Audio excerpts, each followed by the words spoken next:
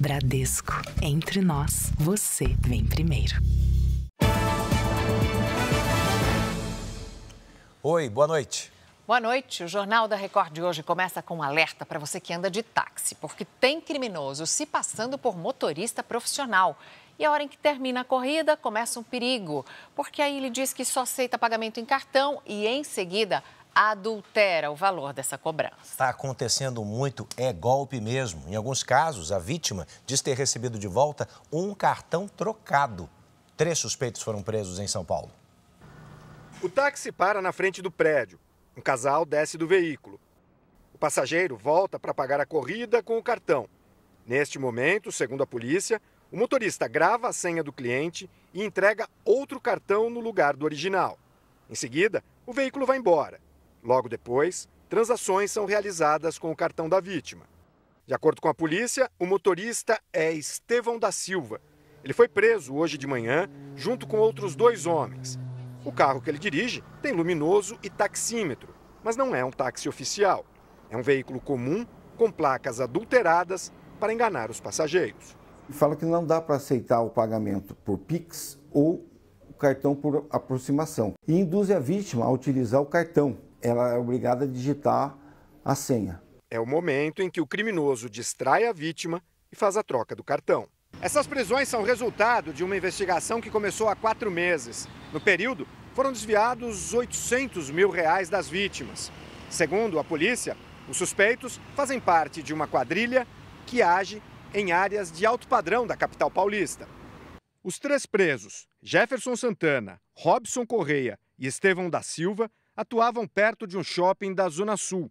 De acordo com a investigação, os chefes do esquema que forneciam os carros, as máquinas de cartão e as contas bancárias ainda não foram identificados. Porque nós acreditamos que eles têm em outra região, outras pessoas no mesmo esquema desse que nós prendemos hoje. A orientação da polícia é desconfiar se o taxista não aceitar Pix, dinheiro e insistir em receber apenas com cartão e com a senha digitada.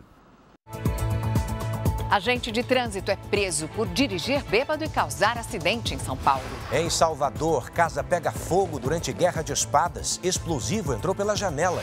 Prefeitura de Porto Alegre fecha comportas para proteger a cidade de novos alagamentos. Na Europa, onda de calor deixa países em alerta. Portugal teve temperatura acima dos 46 graus. Brasil abre quase 150 mil vagas de emprego em maio. Botafogo demite o técnico depois de ser derrotado pelo Palmeiras pelo Mundial de Clubes.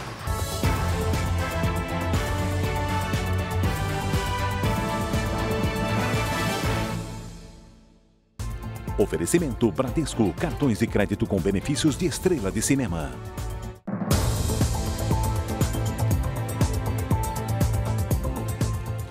Um agente da Companhia de Engenharia de Tráfego de São Paulo foi preso em flagrante depois de bater a viatura num carro estacionado. Aparentemente, esse funcionário da CT estava bêbado.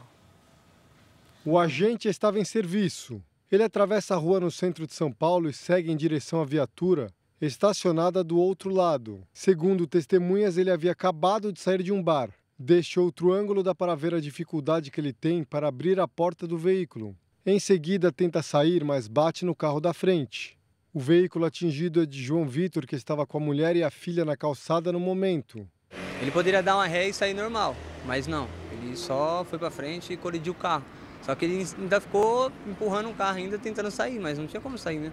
Depois da colisão, o dono do veículo atingido percebeu que o agente da CT demonstrava pressa em deixar o local e apresentava fala desconexa. O homem então tirou a chave da viatura para evitar que ele fugisse e acionou a polícia.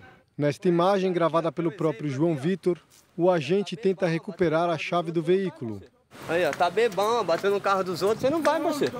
Tá sim, você tá bebão, parceiro, batendo no meu carro, você não vai sair com o bagulho. Edson Vieira Júnior, de 41 anos, foi preso e indiciado por embriaguez ao volante e colisão, mas foi liberado na audiência de custódia depois de pagar fiança de R$3 mil. A defesa dele não foi encontrada. Em nota, a CT informa que acompanha o caso e abriu procedimento para apurar o fato. O carro de João Vitor teve apenas riscos na lataria, mas para ele é difícil aceitar que um funcionário responsável pela segurança no trânsito, coloque outras pessoas em perigo. Porque um cidadão, se está bebendo e causa um acidente, a gente é preso e, no caso, pede nosso veículo, habilitação e a gente é punido. Então, no caso, acho que como ele é um agente de trânsito, ele tem que ser punido também, né? E agora um alerta para os pais. Cheque o que seus filhos, crianças e adolescentes fazem no ambiente virtual. Tem meninas que eram obrigadas a se mutilar, um crime bárbaro, que foi motivo de uma operação feita no Rio de Janeiro e também em outros 7 estados e no Distrito Federal. 5 pessoas foram presas. E como é que esses criminosos manipulavam os adolescentes? Com ameaças.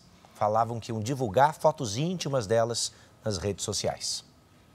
O blindado deu apoio à polícia para chegar a um dos suspeitos. Pedro Henrique Lourenço, de 20 anos, é soldado da Aeronáutica e foi preso em casa, na Baixada Fluminense. Um computador e equipamentos eletrônicos foram apreendidos. O militar era um dos suspeitos de aliciar em aplicativos de encontro as vítimas, que tinham entre 11 e 19 anos. As jovens eram forçadas a participar de desafios sob pena de terem imagens íntimas compartilhadas na internet. A defesa de Pedro Henrique não foi encontrada. Elas eram obrigadas a se mutilarem de uma forma muito cruel, escreverem o nome desses homens em suas partes dos seus corpos. Mas 4 pessoas foram presas na operação, que aconteceu em outros 7 estados e no Distrito Federal. As investigações começaram em abril, quando a mãe de uma adolescente de 16 anos procurou a polícia. Ela contou que a filha era ameaçada de ter imagens íntimas expostas em grupos de redes sociais. Foram apreendidos mais de 200 mil arquivos entre fotos e vídeos de adolescentes. Os suspeitos vão responder por tortura, racismo e crimes virtuais. É necessário que os pais de crianças e adolescentes monitorem o que elas andam fazendo nas redes sociais, porque ali são praticados crimes cruéis e nós precisamos combater. E uma prática que pode provocar graves acidentes e que tem se repetido em diversos pontos de Salvador é a luta de espadas. Em um dos casos registrados, uma casa pegou fogo depois que um desses explosivos entrou pela janela. Do alto dá para se ter uma noção do perigo. Nesta imagem, um homem arremessa a espada em chamas contra as pessoas. A prática é proibida em Salvador desde 2011. Mesmo assim, vários bairros da cidade foram tomados pelas guerras de fogos no fim de semana. No subúrbio, motoristas e pedestres tentavam desviar dos explosivos atirados no meio da rua. E nem mesmo a presença da polícia inibiu os responsáveis. Neste bairro da periferia, um explosivo entrou pela janela de uma casa e causou um incêndio. Um homem ficou ferido, com queimaduras pelo corpo, mas a ambulância não conseguiu chegar ao local por causa dos fogos na rua. O socorro veio dos próprios vizinhos. Mesmo sendo crime na Bahia, ninguém foi preso. Só no mês de junho, 76 pessoas deram entrada nas unidades de saúde com queimaduras provocadas por fogos. Muitas vezes, os acidentes causam danos irreversíveis. Queimadura e o caso mais grave de amputação, né, que a pessoa vai perder um membro ali, e também os de princípios de incêndio em geral ali na rede elétrica, ainda causando um curto-circuito ali em todo o bairro e dependendo, talvez na cidade também, né? Você sabe o que precisou acontecer para a autoridade decidir proibir a guerra de espadas na Bahia? Gente precisou perder a visão, ficar machucada ou até morrer. Quem faz isso precisava saber que ou vai morrer ou vai matar. Mudando de assunto, a Advocacia Geral da União aceitou um pedido da família de Juliana Marins para que uma nova autópsia seja feita no corpo da publicitária assim que ele chegue ao Brasil. Hoje, inclusive, autoridades da Indonésia reconheceram, enfim, aquilo que você já imaginava. Existem problemas de estrutura e de segurança no local da trilha. O governador da província onde fica o vulcão admitiu que o número de socorristas e de equipamentos é insuficiente e prometeu uma revisão completa na infraestrutura do parque. Em carta aberta nas redes sociais, ele disse que, apesar dos esforços, as operações de resgate foram severamente desafiadas pelas forças da natureza. As dificuldades de socorro na região, no entanto, já eram conhecidas. Abdul Agan, o alpinista voluntário que liderou o resgate do corpo de Juliana Marins, revelou em entrevista ao Domingo Espetacular que em 2015 presenciou a morte de um montanhista nas águas termais do Monte Rinjani e precisou esperar por 2 dias ao lado do corpo até a chegada das equipes de salvamento.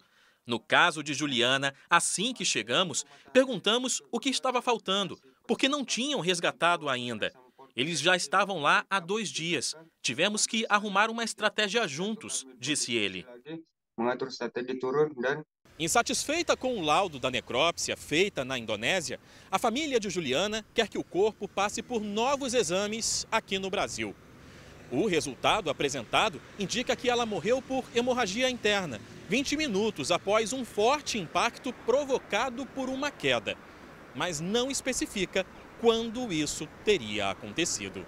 O pedido da família está em análise da Justiça Federal. Mas em comunicado, a Advocacia Geral da União antecipou que o governo está à disposição, por causa das dúvidas geradas pela certidão de óbito emitida pela Embaixada do Brasil em Jacarta. Segundo a AGU, a necrópsia deve ocorrer em no máximo 6 horas depois da chegada do corpo. Mais de 10 mil pessoas estão fora de casa em todo o Rio Grande do Sul por causa dos alagamentos. E esse número pode subir ainda mais, né? Especialistas dizem que os rios devem alcançar os níveis máximos entre amanhã e quarta-feira. Em Lajeado, o rio Taquari está recuando depois de atingir mais de 21 metros e ultrapassar a cota de inundação, que é de 19 metros. Mais de 140 pessoas foram levadas para abrigos. Não tem o que fazer, quando vem a água tem que sair então, né? A Defesa Civil Gaúcha emitiu 2 alertas de risco muito alto de inundação para diferentes regiões do estado. Um para o Rio Caí, no município de São Sebastião do Caí e Montenegro. E outro para o Rio Uruguai, na fronteira oeste, em São Borja. Em Pelotas, a Lagoa dos Patos avança e bombas de drenagem ajudam a retirar a água. Na capital gaúcha, o Guaíba continua subindo. Mais 4 comportas foram fechadas com sacos de areia e argila. Mesmo assim, pode transbordar nas próximas 24 horas. Até quarta, ainda podemos ver os níveis mais elevados, ainda mais se bater um vento adicional que faz o nível dar uma subidinha. E aí, a partir de quinta, a gente já começaria a ver um declínio. Eldorado do Sul é a cidade com o maior número de moradores que precisaram sair de casa durante as cheias dos rios. Cerca de 300 pessoas foram trazidas para este abrigo, que funciona em um ginásio. As famílias dividem o espaço de maneira improvisada com lonas e cobertores. Segundo a prefeitura, mais de 5 mil pessoas deixaram as residências em áreas de risco. Trabalhar sempre com prevenção é melhor, né? Porque a gente tem mais tempo de atender toda a população e de forma mais tranquila. Priscila voltou para casa após o rio recuar, mas precisou retornar ao abrigo. Limpei tudo e começou a subir tudo de novo e tivemos que se retirar e molhou tudo, sujou tudo de novo que a gente limpou. O Rio Grande do Sul segue em alerta por causa das enchentes. Em São Paulo, depois de um fim de semana quente, os termômetros caíram na capital paulista. A Lidiane Sayuri já está por aqui com os destaques para os próximos dias. Lid, boa noite. Esse friozinho em São Paulo veio para ficar? Sim, Mariana. Boa noite para você. Edu, boa noite. E uma boa noite para você que nos acompanha. O ar polar avança e traz ventos mais frescos para o sudeste, com queda nas temperaturas já nesta terça-feira. A nova onda de frio atinge áreas do sul e oeste de São Paulo, além de quase todo o estado de Mato Grosso do Sul. No Rio de Janeiro, parte de Minas e de Goiás, a queda nas temperaturas é esperada a partir de quarta-feira. Já na manhã desta terça, deve gear em quase todo o Rio Grande do Sul, no interior catarinense e no sul do Paraná. Em vários municípios, as temperaturas mínimas devem ser negativas. Em São Paulo, tempo instável, com céu encoberto e chuva a qualquer hora, máxima de 17 graus. Em Salvador, faz até 27, com chuva isolada à tarde.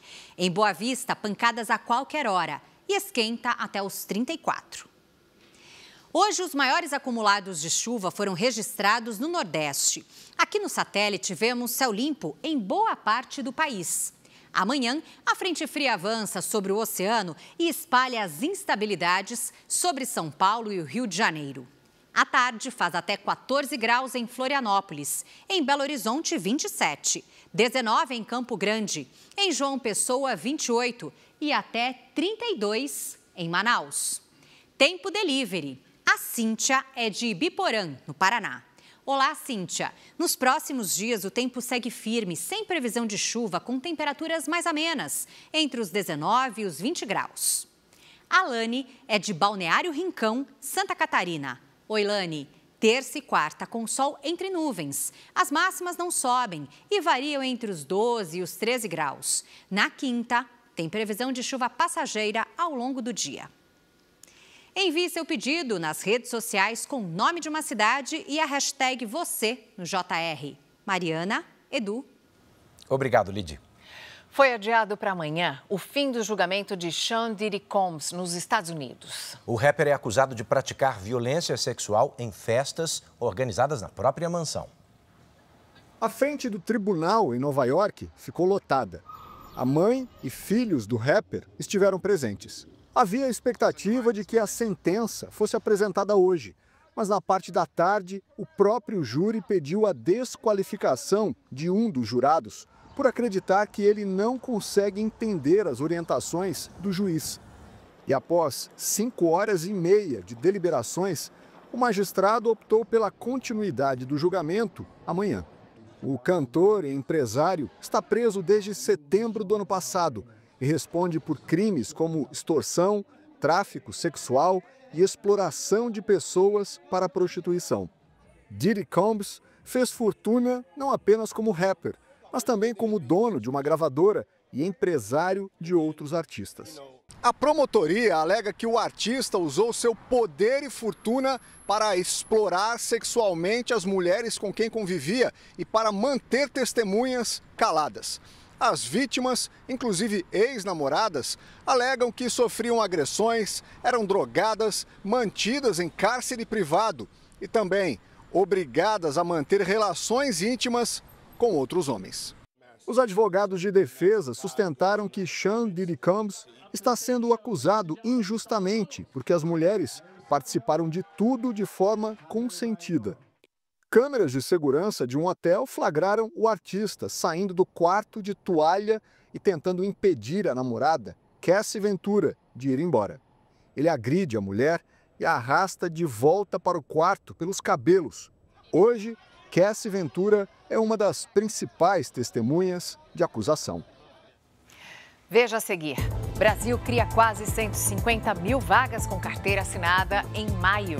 E ainda, o governo anuncia um programa para estimular a agricultura familiar em meio à crise com o Congresso. Presidente da Câmara diz que tentou avisar o governo sobre derrubada da alta do IOF no Congresso.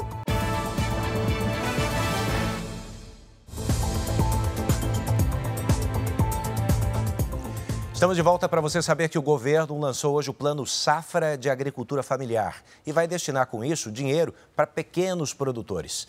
Vamos a Brasília com Luiz Fara Monteiro, isso no meio de uma disputa com o Congresso, né, Fara? Boa noite para você. É verdade, Edu, a disputa cada vez mais forte por aqui em Brasília. Boa noite a você, a Mariana e a todos que acompanham o JR essa noite. O objetivo do governo é estimular a produção de alimentos com menos agrotóxicos e incentivar também a modernização do campo.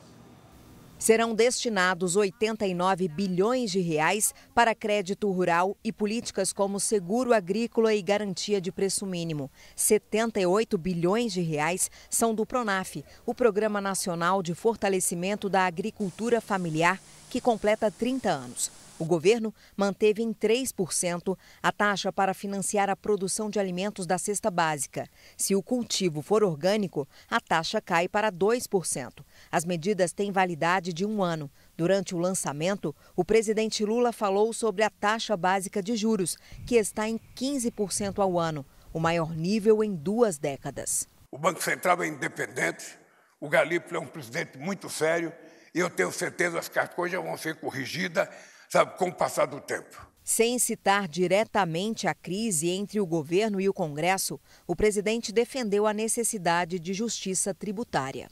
É para isso que a gente ganhou as eleições. Nós queremos, fazer com que esse país se transforme num país justo. E ele começa a ser justo pela tributação. E depois ele continua a ser justo pela repartição. Menos de uma semana depois do Congresso derrubar o decreto que aumentava o imposto sobre operações financeiras, aliados de Lula dizem que o governo aguarda o parecer da Advocacia Geral da União sobre as medidas legais a serem tomadas. O PSOL se adiantou e entrou com uma ação no Supremo para tentar reverter a derrubada do decreto. O relator é o ministro Alexandre de Moraes. Nas redes sociais, o presidente da Câmara criticou o que chamou de discurso de nós contra eles. Nós avisamos ao governo que essa matéria do IOF teria muita dificuldade de ser aprovada no parlamento. O presidente de qualquer poder não pode servir a um partido, ele tem que servir ao seu país.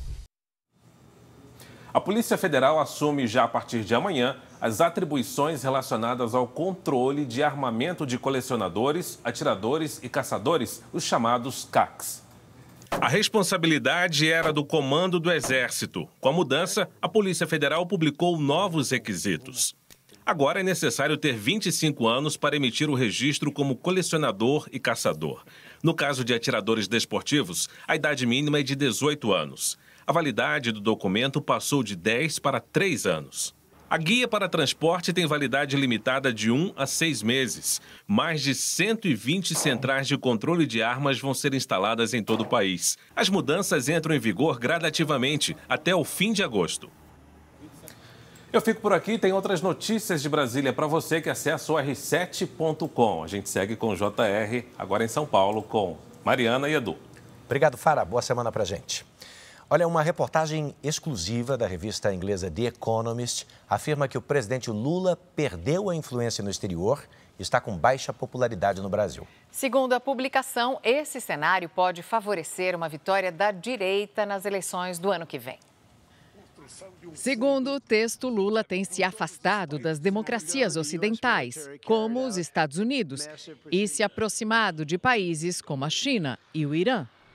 A reportagem cita o comunicado que o Itamaraty fez após os ataques americanos contra instalações nucleares do Irã. A nota condenava veementemente os bombardeios e defendia a soberania do Irã. Essa linguagem agressiva colocou o Brasil em desacordo com todas as outras democracias ocidentais. A revista diz ainda que o Brasil se inclinou para a direita e que muitos brasileiros associam o Partido dos Trabalhadores à corrupção. Ao final, o texto prevê que, se o ex-presidente Jair Bolsonaro indicar um sucessor e a direita se unir em torno desse nome antes das eleições de 2026, esse candidato teria grandes chances de chegar à presidência. Até o momento, Lula não se pronunciou. O Brasil gerou quase 150 mil vagas de trabalho com carteira assinada em maio. Os números são do Ministério do Trabalho e Emprego. Foram criados 148.900 postos. No acumulado do ano, são mais de 1 milhão de novas vagas, um crescimento acima dos 2%.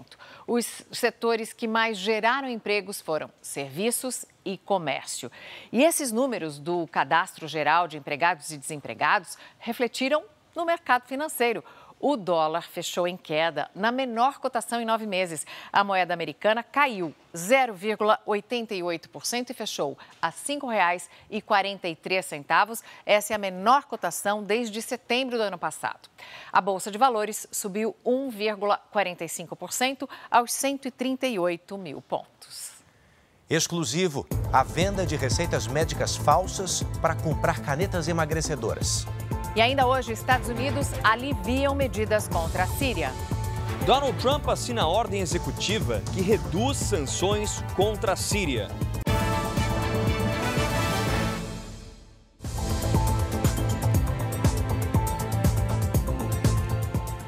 Desde a semana passada, as farmácias de todo o país só podem vender aquelas canetas emagrecedoras com apresentação e com a retenção da receita. Mesmo assim, pessoas que decidem fazer o tratamento sem orientação médica têm procurado receitas falsas. Uma atitude arriscada, que também é crime.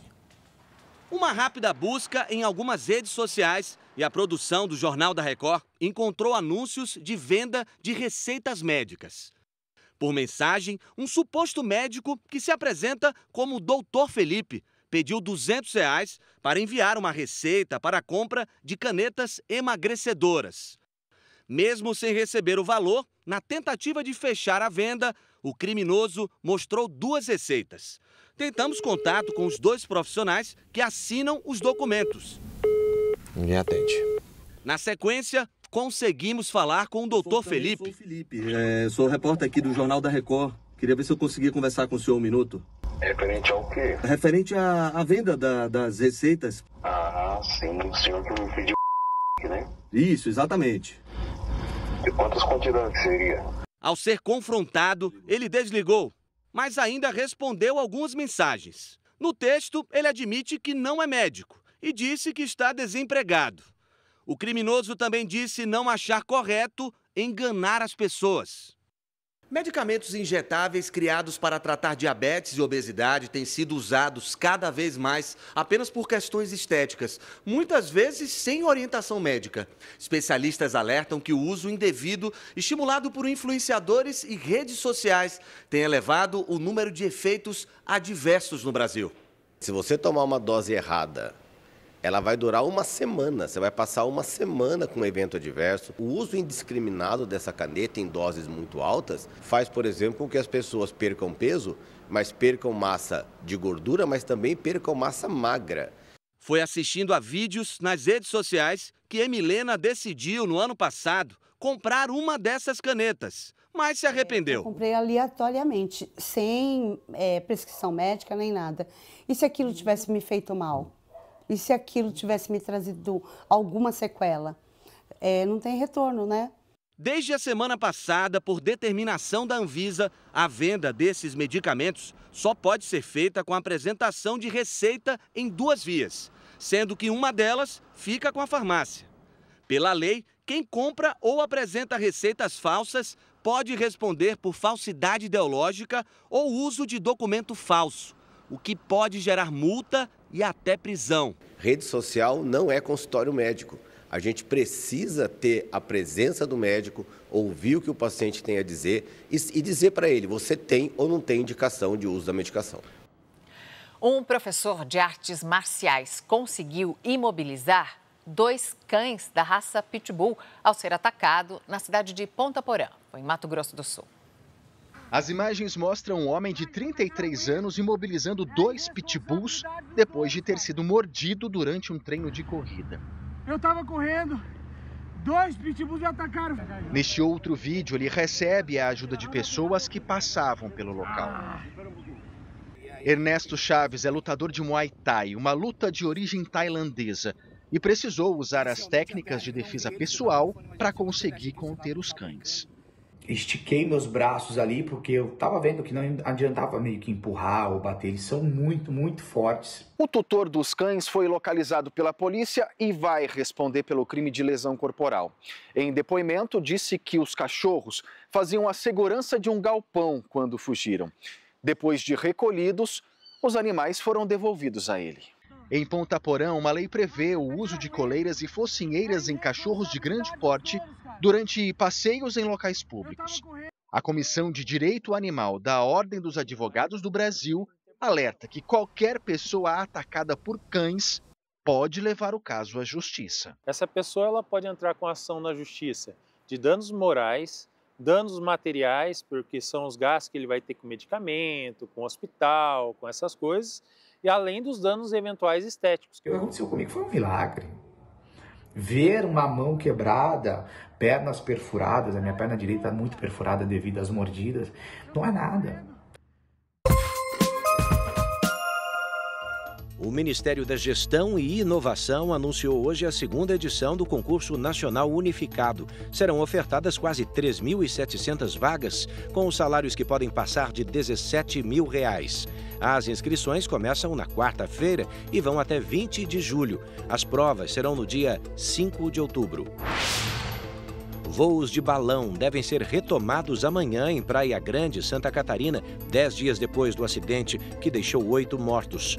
25 medidas de segurança foram adotadas, entre elas o uso de extintores de incêndio e a criação de uma comissão meteorológica para avaliar as condições de voo.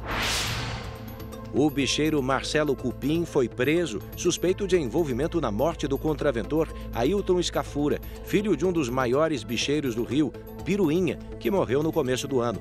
Ailton e a namorada, Franciene de Souza, foram assassinados em 2017, numa disputa por território. A partir do dia 7 de julho, você acompanha uma nova superprodução aqui na tela da Record. Paulo, o Apóstolo, a história completa do nome que revolucionou a fé cristã. Bom, antes dessa grande estreia, e eu preciso dizer que eu estou ansioso, a nossa equipe vai revelar agora para você o que os pesquisadores já descobriram sobre esse homem que se chamava Saulo e que perseguia cristãos. E como ele se tornou um grande defensor de Jesus, ainda no Império Romano. Uma história de fé e sacrifício. Era perigoso seguir Jesus na época de Saulo. Seguir Jesus sempre foi perigoso. Ele é perseguido, ele é açoitado. Que expande fronteiras. Eles se percebiam em permanente viagem missionária. E revela a transformação de um perseguidor em um grande mensageiro da palavra de Jesus. Foi o maior apóstolo na proclamação da fé em Jesus. Jesus só pode salvar quem reconhece que está perdido. A fé transformou ele num novo homem que se denomina como Paulo.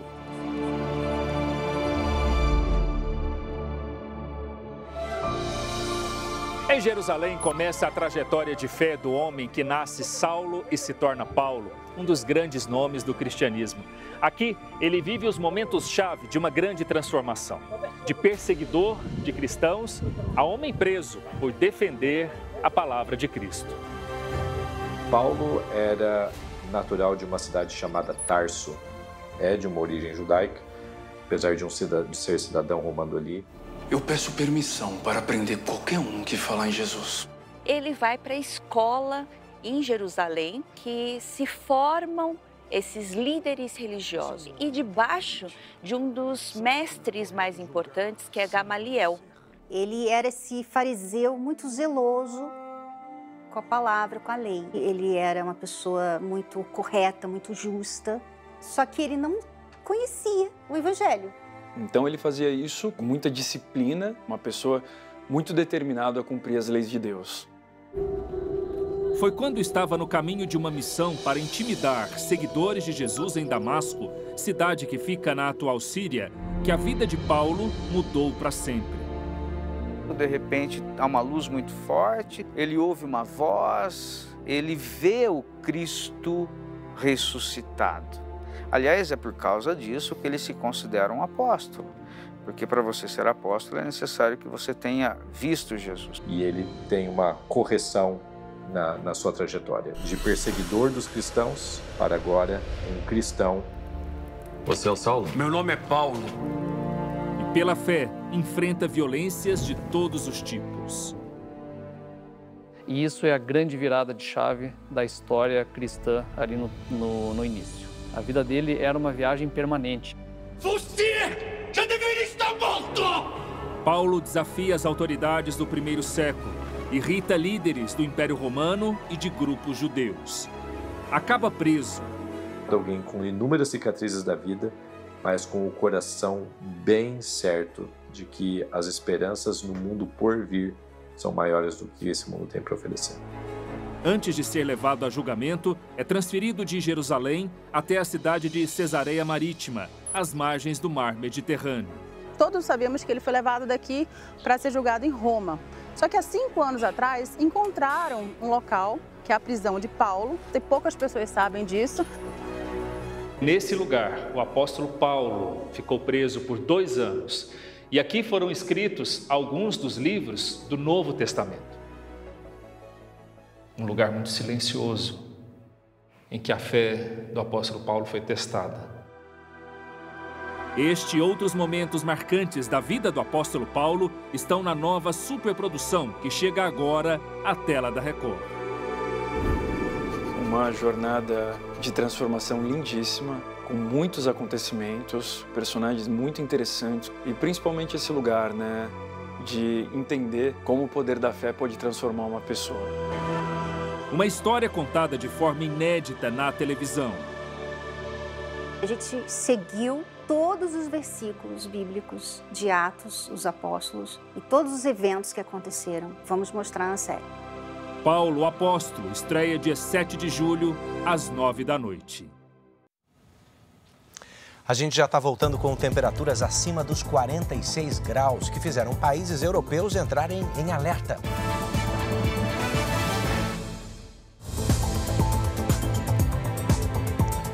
Os Estados Unidos retiraram hoje a maioria das sanções contra a Síria. A intenção é de que o país consiga se recuperar economicamente depois de 14 anos de guerra civil.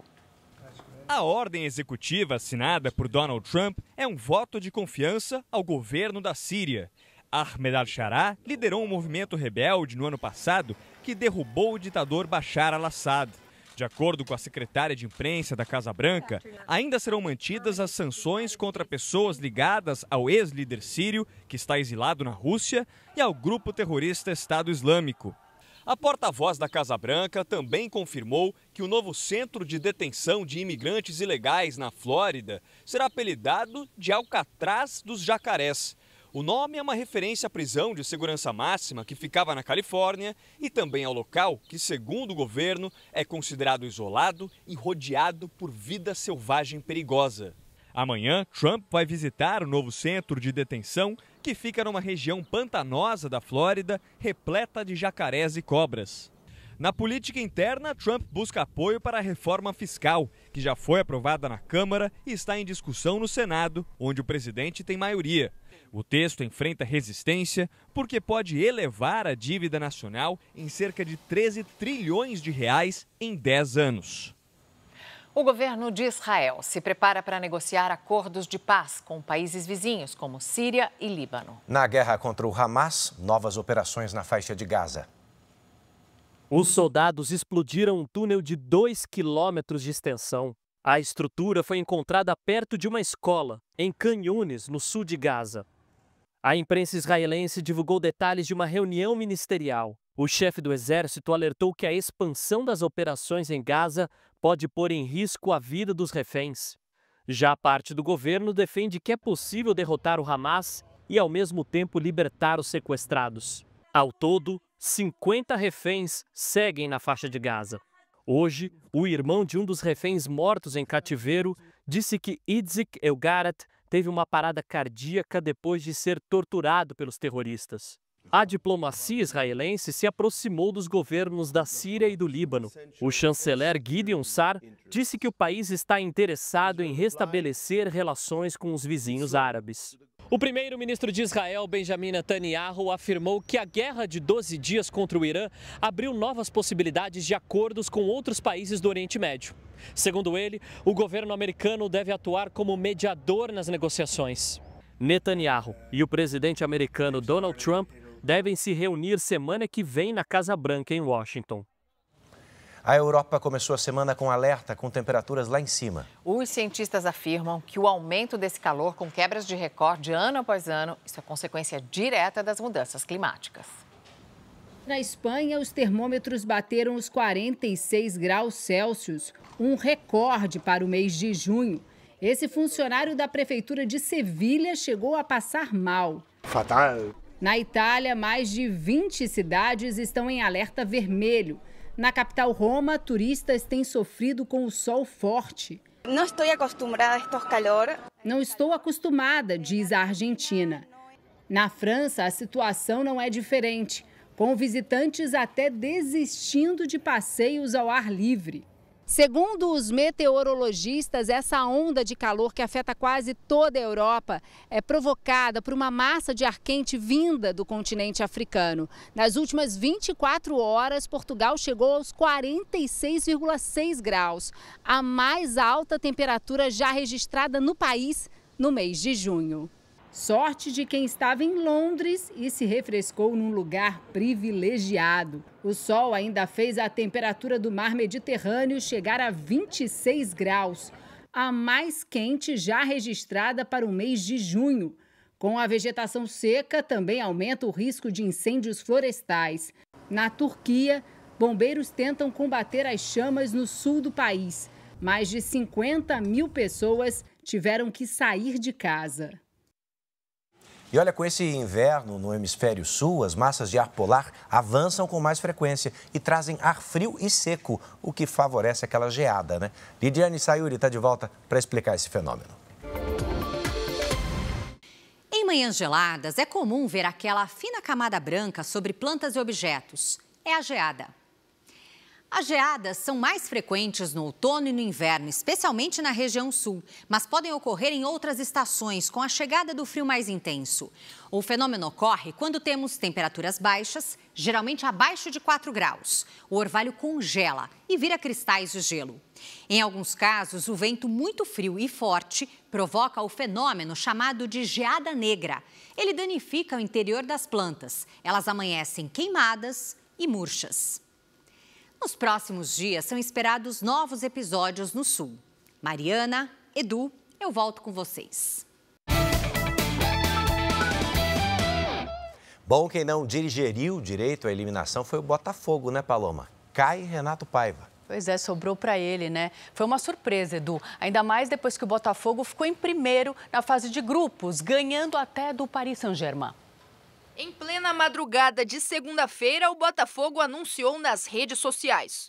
O treinador Renato Paiva foi demitido. O português estava no cargo desde fevereiro e nem sonhava com a saída depois da eliminação no Mundial de Clubes nos Estados Unidos. Nós temos jogadores que chegaram e, de facto, foi um ótimo investimento do John, que agora chegaram e vamos começar a trabalhá-los com tempo e entrosá-los cada vez mais.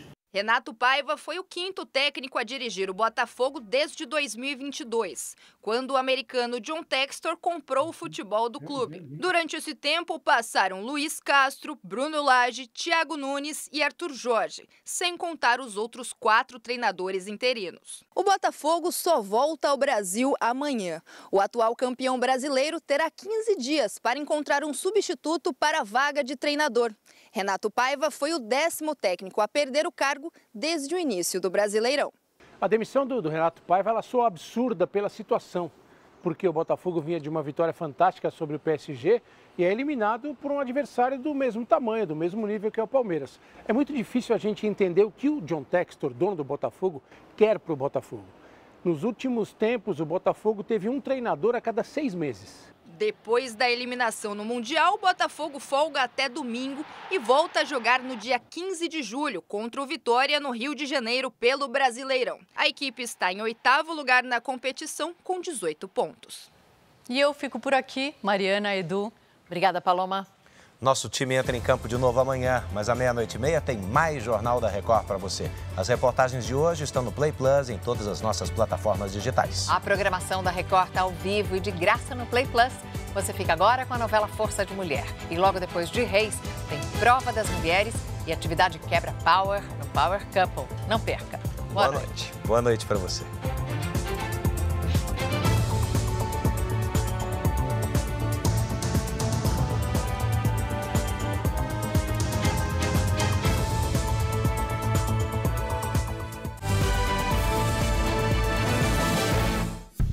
Bradesco, entre nós, você vem primeiro.